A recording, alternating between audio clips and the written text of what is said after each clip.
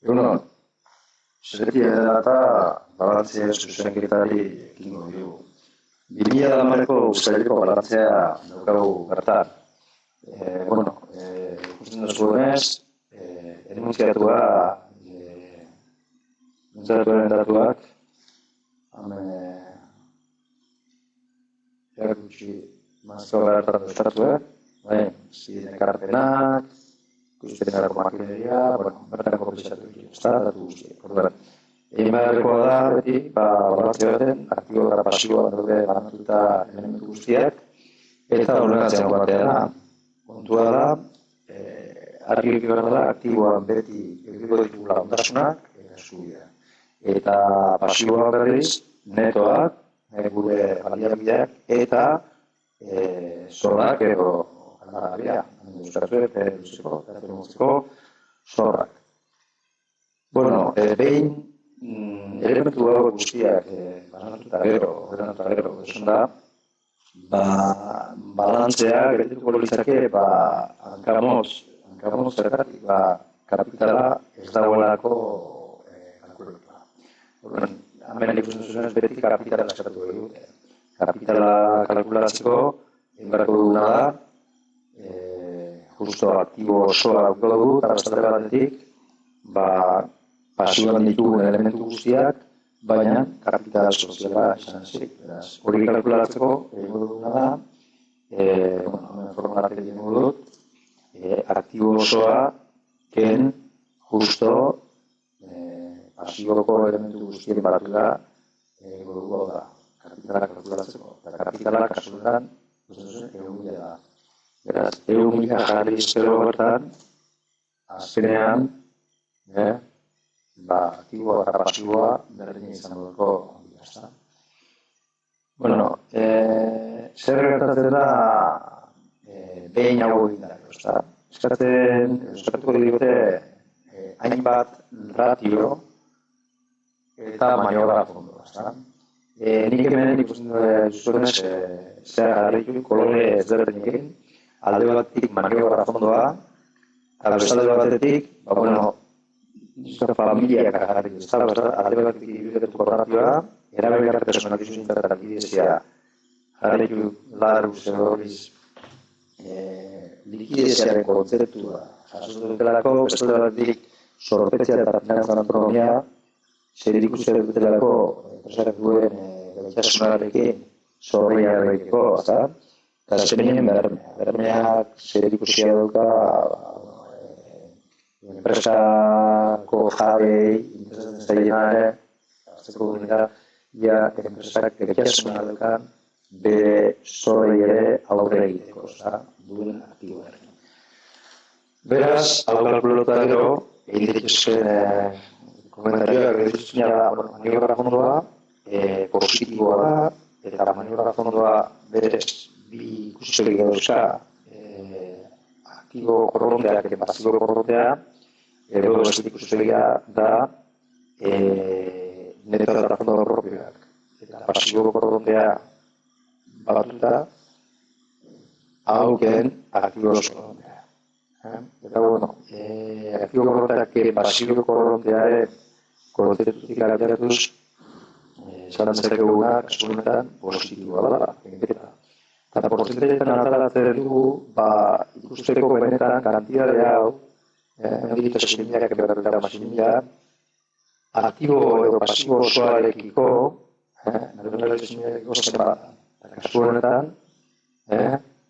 egiten esimilak eberretara masimila, zerati, aktibo edo pasibo osoak ematen dugu, eta masotziko magarretaz.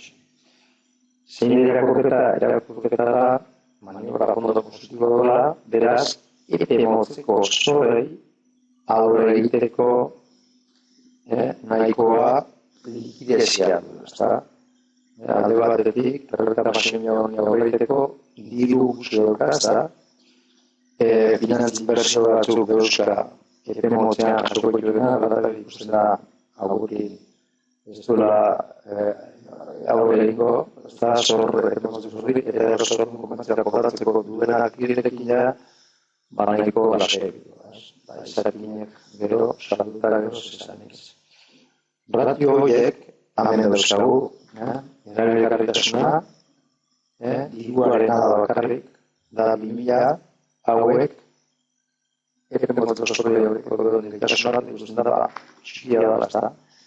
Hemen hartzen diren portzentaiak, dira gutxi-gorako referentzia bat, esan dugunaz.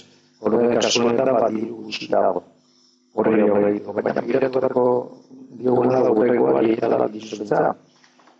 Eskubidioaz gain, kontuak zitu, epe motzeko inbertsioak, diru berriko egenak, epe laburrean, eta kobratzeko dauzkan eskubidea. Hau batu ezkero, hiru hauek konparatzen baditugu epe motzeko zorrekin ikusiko dugu nola, kasu honetan, behintzat gaitasuna duela epe motzeko zorre ligezia premia horreteko, bat baino gehiago da den erreferentzia. Azkenik, maniobra fondoaren neurri atzeakoa da, konparatzen ditugulako bai aktiboko korrontea eta bai pasiboko korrontea, ikusiko dugu, kasu honetan, hau bat baino handiago gara izan behar da, ia egikoa da, ezta? Eta ikusten dugu, maniobra fondoaren positiboa da. Beraz, beste analizu bat egiterakoan, ikusiko dugu hemen ibilketuaren. Ibilketuak egiten duen konparaketa da aktibo ez korrontea edo inbertsioa da orokorrean justo netoa eta pasibo ez korrontearekin. Hau da, azken finean ikusten da ere ibilketua nola dagoen finanzatzen da, maniobra fondoa. Positiboa baldin bada, kasu honetan ere neurri hori emango dituzta. Azken finean, hemen ikusiko dugu, aktiboko korrontea, kasu honetan dela, hau behizio, aktibo korrontea, hauekin konparatzen badu ikusten dugu, hau bada baino txikiagoak izan bat politzen dela. Bestela, egongo gainake epe motzeko kapitalaren ezta. Komeni izaten da hau bat baino txikiagoa bezala. Zorrotetari dagokionez, bi hauek gauzantzako esaten dute, eta da, zorrotetari daikat azkenean netoa, horrela balideak eta zorraren arteko proportzioa. Argi dagoenez, zenbakitzailea izan bat politzakela txikiagoa, hau da, komeni bat baino, behintzat, gutxienez, bat bada 0,90 finantzatzen da kanpoko baliabideekin. Horren, komeni egarri zengo litzake, bat baino txikiago esatea. Bat komaniarean esaten du zerretik. Hau zengo litzakelako zorrak irudogei, eta horrela baliada berrogei. Betzet, ez da komeni horrek zorroketik da horretara. Eta finantza autonomia antzerako zerbaitek esaten du, baina beste modu bat, azkenean da, proporzio beste modu bat. Eta ratioaren azkeneko irakurketa da berdina, ikustia enpresaren aktiboarekin aurre egin zaiokeen dituen zorroke. Eta hemen ikusten dugu, baitz. Aktiboak pixu handiagoa badugu zorrorekin konparatuz.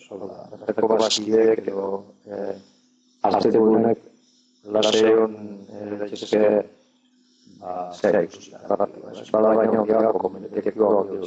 Beraz, irakurketa orokor bat egin eta badu, esan zekegu finantze egoera egotzean ona dela, maniobra fundamentu positiboa duela, agian esan daiteke, eltzakela geizko gongo eskuditu gehiago izatea, likidezia gehiago momentuan, oso gutxi daukalako bila, eta bestalde batetik, zorropetzea legegaratuta